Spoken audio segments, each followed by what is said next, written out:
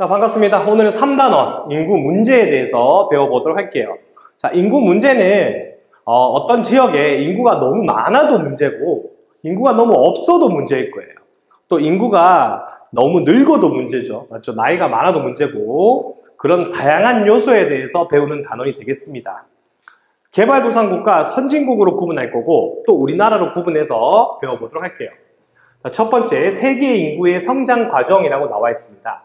이 세계 이후의 세계 인구는 산업혁명을 기점으로 엄청나게 큰 변화를 가져오게 됩니다. 산업혁명 이전에는 기술적으로 많이 부족했죠. 과학적으로나. 그래서 기아, 질병, 기아는 굶는 거예요. 식량이 부족한 거. 질병, 전쟁 등으로 사망률이 굉장히 높았다. 그리고 출산율도 높았어요. 근데 많이 낳고 많이 죽었기 때문에 인구 증가가 뭐였다? 완만하다. 자, 사망률도 높았으나 당연히 출산율도 많았어요. 근데 많이 낳았는데 많이 죽으니까 인구가 성장이 안 되는 거지. 그래서 인구 전체 숫자도 적었다라고 생각하시면 돼요.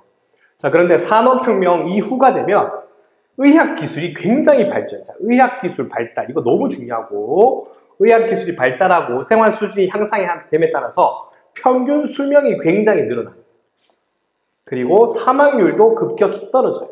그래서 인구가 급증합니다. 왜냐? 출산은 그대로 되는데 사망은 계속 줄어드니까 살아있는 사람의 숫자가 늘어나니까 인구가 증가하겠죠. 자, 세계 인구의 기본적인 첫 번째 급증, 첫 번째 인구 성장 과정은 언제 이후였다? 산업혁명 이후였다 생각하시면 되겠습니다. 산업혁명 이후는 18세기 후반이기 때문에 이쪽이에요.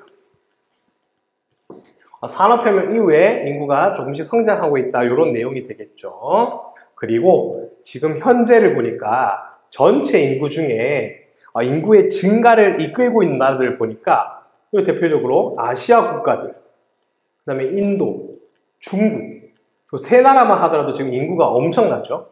그래서 밑에 있는 아프리카까지 하면 개발도상국의 인구 숫자가 지금 훨씬 더 많고 개발도상국에서 인구가 급증되고 있는 현상이 훨씬 더 많다라고 생각하시면 될 것 같아요.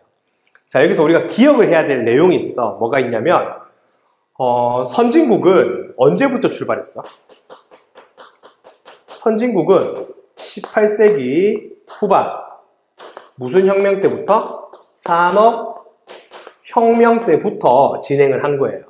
맞죠? 그런데 개발도상국은 언제부터 인구가 급증하기 시작해?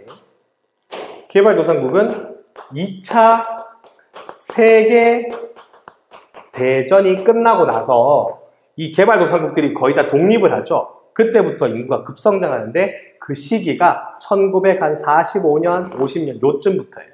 그래서 이쯤부터는 전 세계 인구가 2배로 증가하고 있는데 그 증가의 속도를 이끈 나라들이 개발도상국이다. 이렇게 생각하시면 될 것 같아요. 다시 선진국은 18세기 후반부터 성장을 하기 시작했고 개발도상국이 급성장한 거는 2차 세계대전 이후에 급하게 성장한다. 그리고 현재 전 세계의 인구 증가를 이끌고 있는 나라들은 대부분 개발도상국이다. 이렇게 생각하시면 되겠습니다. 자, 경제 발전 속도에 따라서 인구 성장 속도의 차이라고 되어 있네요. 자, 지금 선진국을 한번 볼까요? 선진국은 출산율도 낮고 사망률도 낮아요. 그래서 인구 증가 속도가 뭐 된다? 완만하거나 정체된다라고 되어 있죠. 인구가 성장이 더 이상 못해. 인구가 더 이상 늘지 않아. 오히려 인구가 감소하고 있는 국가들이 바로 선진국이다. 이렇게 생각하시면 되겠죠. 자, 개발도상국은 의학기술이 발달하면서 인구가 급증함. 출산은 많이 하는데 사망이 낮아. 그래서 인구가 급증하고 있는 거죠. 맞죠? 그래서 세계 평균, 여기 보시면 합계 출산율이 2.5명. 자, 합계 출산율은 한 여성이 평생 동안 아이를 낳을 수 있을 것으로 추측되는 인원수예요. 그래서 이제 세계 평균은 한 사람당 2.5명을 출산한다고 평균이 되어 있는데 니제르, 소말리아, 케냐 이런 나라들 보면 다 아프리카죠. 아프리카 국가들의 출산율 수는 엄청 많죠. 근데 우리나라는 1.2예요. 1.2. 1.2보다 현재는 더 낮아. 그렇기 때문에 우리나라는 인구가 줄어들고 있는 국가로 바뀌고 있는 거죠. 자, 결국 개발도상국은 인구 성장이 많이 되고 있고, 그 다음에 선진국은 멈춰 있거나 뭐 하고 있다? 감소하고 있다. 이렇게 생각하시면 되겠죠. 자, 개발도상국은 인구가 많고 인구가 급성장한 게 문제였어요. 자, 여기 핵심 포인트 나왔습니다. 2차 세계대전 이후에 인구가 급성장한다라고 되어 있죠. 사망률은 낮아졌지만 출생률은 여전히 뭐하다? 높다. 그래서 인구가 급증했다. 급증한 문제점. 인구가 너무 많으니까 먹을 게 없어. 식량이 부족해서 기아 문제, 빈곤 문제, 집이 없어. 주택 문제, 교통이 너무 혼잡해. 왜? 대도시 집중을 하니까. 갑자기 성장하다 보니까 도로는 없는데 차만 많아지다 보니까 교통이 혼잡하고, 개발을 주로 하다 보니까 환경도 오염되고 여러 가지 도시 문제가 많이 발생했고, 특히 성비 불균형 문제도 많이 발생을 합니다. 자, 이거 별표고. 자, 이거는 무슨 사상과 관련이 있냐?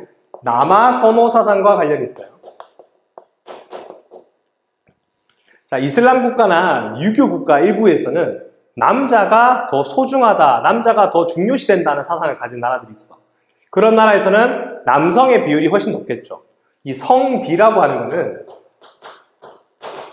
여자가 100명을 기준으로 했을 때 남자의 수예요. 그래서 일부 지역은 성비가 매우 높죠. 103이 돼버리면 3명은 남자가 남는 거야. 여자가 100명일 때. 이런 국가들이 개발도상국의 인구 문제다라고 생각하면 되겠죠. 자, 그러면 대표적인 해결 방책으로는 첫 번째, 출산을 좀 억제하는 정책을 한다. 출산을 제한하는 거죠. 산하 제한. 다음, 인구 부양력을 높이기 위한 농업의 기계화 산업화 정책. 인구 부양력은 뭐냐면 식량이야. 아까 전에 뭐가 부족하다 했잖아. 식량이 부족하다 했잖아. 그래서 인구를 부양한다는 것은 사람들한테 먹는 것을 좀 채워준다는 뜻이거든요. 그러면 사람들을 잘 먹이려면 농업을 기계화로 바꿔야 되겠죠. 그래서 기계화와 산업화 정책을 시행해야 된다는 내용이 되겠습니다. 그리고 촌락의 환경을 개선해야 사람들이 도시에서 촌락으로 이동을 다시 해주겠죠. 자, 이게 개발도상국의 인구 문제입니다. 개발도상국의 인구 문제는 도시의 인구가 너무 많다는 거야. 짧은 시간 안에. 그래서 이 인구가 많아서 일어나는 문제였다 생각하시면 되고, 자, 선진국의 인구 문제 볼까요? 선진국은 두 가지입니다. 인구가 너무 적은 거예요. 그리고 인구의 나이가 너무 많은 겁니다. 첫 번째는 저출산이에요. 여성의 사회활동 증가로 인해서 출산율이 감소되고 있고, 또 육아 비용도 많죠.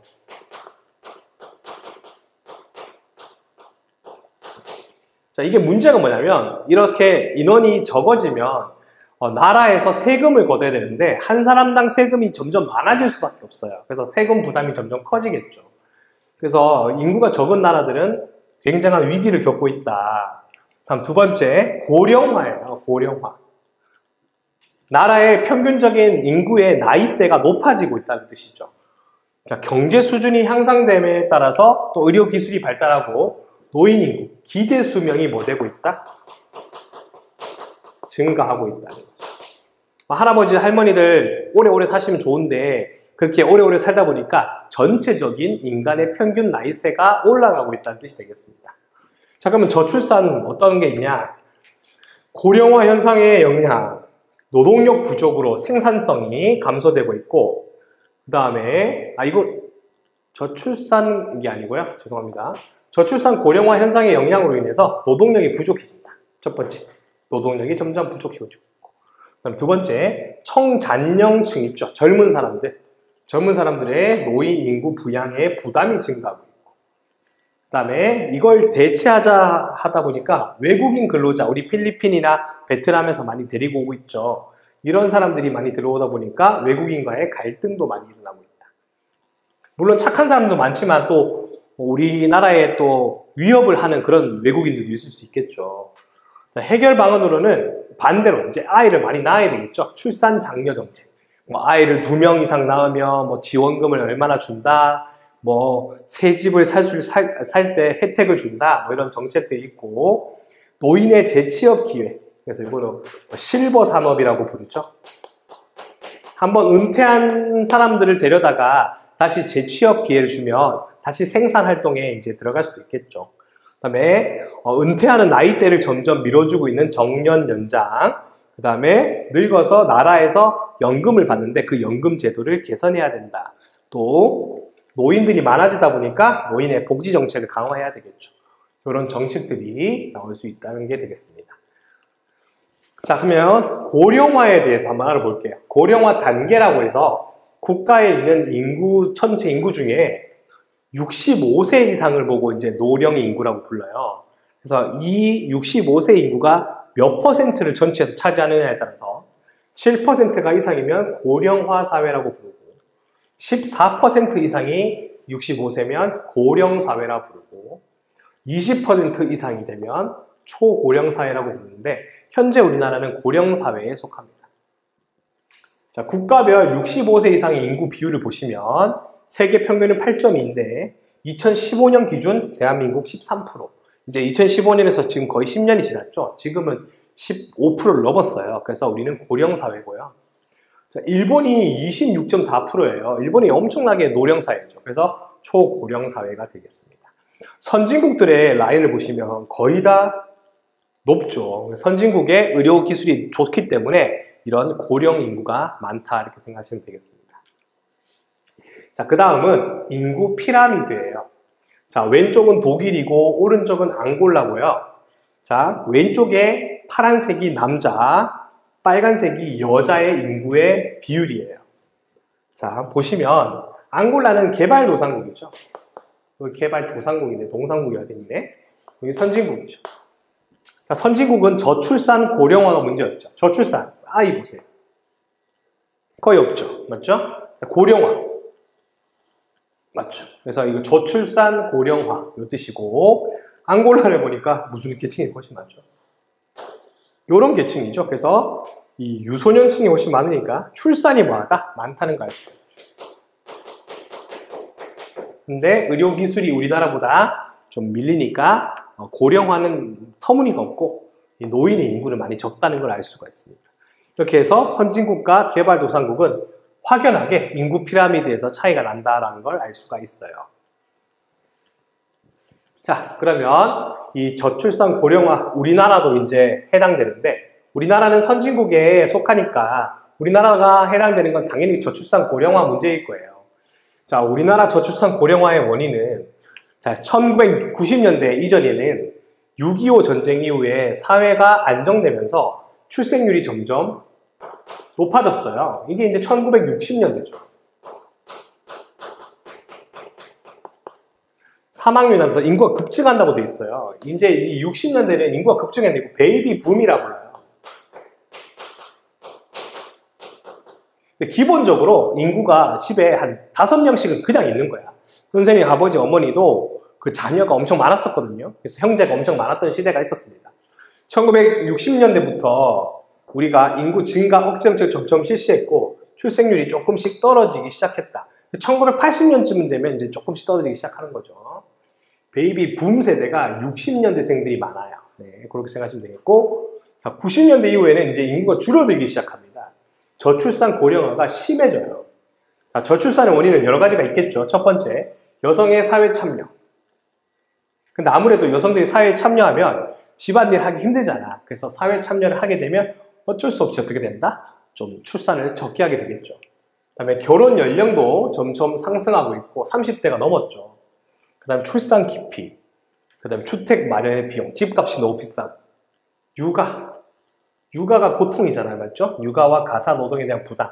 그리고 여러분들 크면 학원도 보내야 되잖아요.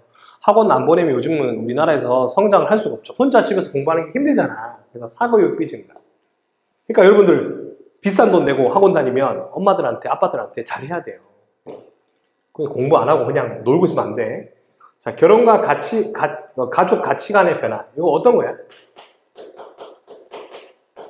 야, 옛날에는 꼭 그 다인 가구가 필요했는데 이제는 1인 가구도 괜찮다고 생각하는 사람들이 많아지고 있죠. 그리고 옛날보다 훨씬 더 사람들의 생각이 개인주의화되고 있죠. 그러니까 굳이 출산을 하지 않고 나 혼자 잘 살다가 이번 생을 마무리하겠다. 뭐 이런 애들이 많아지고 있다는 뜻이죠. 다음 고령화 원인입니다. 고령화는 경제발전, 의학기술이 핵심이에요. 그래서 평균 수명이 증가하면서 노인 인구가 급증하고 있고 2000년에 우리는 고령화 사회로 진입했고 지금 2015년이 넘었잖아. 지금은 고령 사회가 되었다. 현재는 고령 사회다. 그만큼 대한민국의 나이가 많아지고 있다는 내용이 되겠습니다. 자, 저출산의 영향으로 인해서 인구는 정체하거나 감소한다라고 우리가 배웠었고요. 정체, 감소. 그래서 전체 인구가 점점 줄어들고 있는데 그 중에서도 무슨 층의 인구가 많다? 노년층의 인구가 많다는 것을 알 수 있다라고 기억하시면 되겠죠. 자, 그러면 경제활동 인구가 감소한다고 했는데, 자, 경제활동 인구는 주로 언제냐면, 이제 15에서 65세 정도로 보면 됩니다. 네, 65세 이상은 은퇴를 해야 되는 나이니까. 경제활동 인구가 감소하면 세금이 감소하고, 그러면 그 사람들에 대한 연금과 보험을 줘야 되니까 연금 보험 비용은 증가합니다. 이거 다 누가 내는 거야? 청장년층이 부담하는 거예요. 자, 이제 그 선생님 지금 세금 내고 있지만 여러분들이 이제 선생님 나이 들면 이제 여러분들이 이제 일자리 돈을 이제 벌어서 나라에 세금 내야 돼. 근데 선생님의 인구수는 훨씬 많고 여러분의 인구수는 선생님들의 인구수의 절반밖에 안 된단 말이야. 그러면 한 사람당 2배씩 돈을 내야 되는 거야. 열심히 일을 해서 세금을 내세요. 알았죠? 네. 그래야지 선생님이 편하게 살죠. 농담이고 그렇게 된다는 뜻입니다. 고령화의 영향으로는 노인층이 부담해야 되는 뭐다? 노인층을 부양해야 되는 부담이 증가합니다. 아까 선생님 말했던 거고 2번 노동력 부족에 따른 다른 국가 경쟁력의 약화도 되겠다. 사람이 없으니까 뭐 전쟁이라도 나봐. 사람이 없는데 그 다음에 인구가 없으면 아무래도 좀 우수한 인재가 적을 거 아니에요. 절대적인 물리량으로 맞죠? 자, 그러면 대책을 한번 볼까요? 자, 저출산의 대책. 아이를 안 낳는 이유가 아이를 키우기 힘들기 때문이잖아. 그래서 키우는데 도움이 되는 정책이 필요하다는 거죠.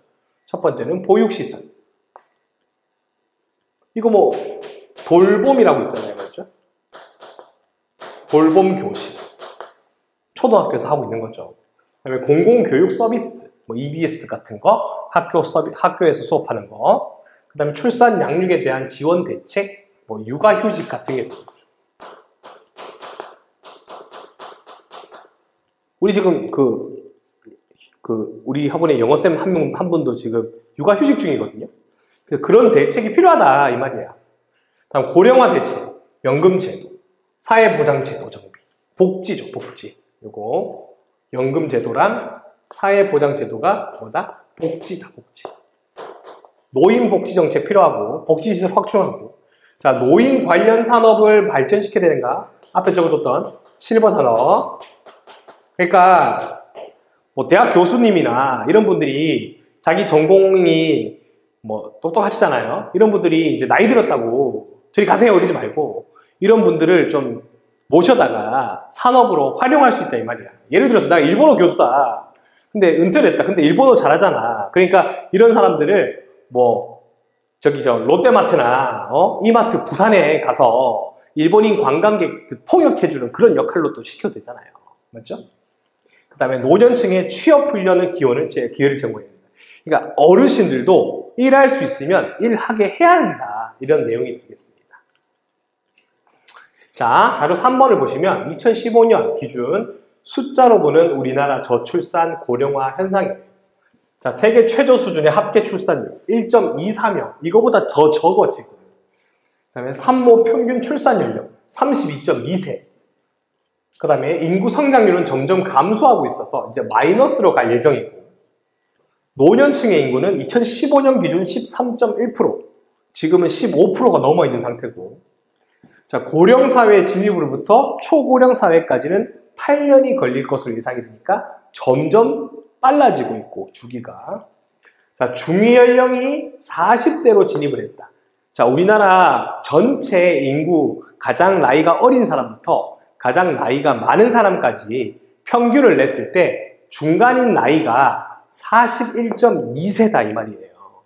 그러니까 선생님은 아직 적은 거죠. 41.2세가 넘어가면 평균 이상인 거예요. 이 평균이 점점 뭐 되고 있는 거다? 많아지고 있는 거다. 지금 이런 상황이다라고 생각하시면 되겠죠. 자, 그래서 여기까지가 우리나라의 저출산 고령화에 대한 문제와 원인과 대책이었다 생각하시면 되겠습니다. 예, 여기까지 하면 이제 전체 인구 문제가 어떤 게 있는지 또 인구 문제의 대책이 어떤 게 있는지에 대해서 우리가 배워봤으니까 여기까지 정리를 하시고 다음 장 문제 풀고 마무리해 두시면 되겠습니다. 다음은 8단원이 되겠죠? 8단원은 도시단원인데 8단원 들어가면 또 거기서 만나도록 할게요. 이번 주 준비 잘 해주시고 꼭 수업 보시고 필기하신 다음에 정리를 해주셔야 됩니다. 수고하셨고 시험 준비 잘 해주세요. 안녕.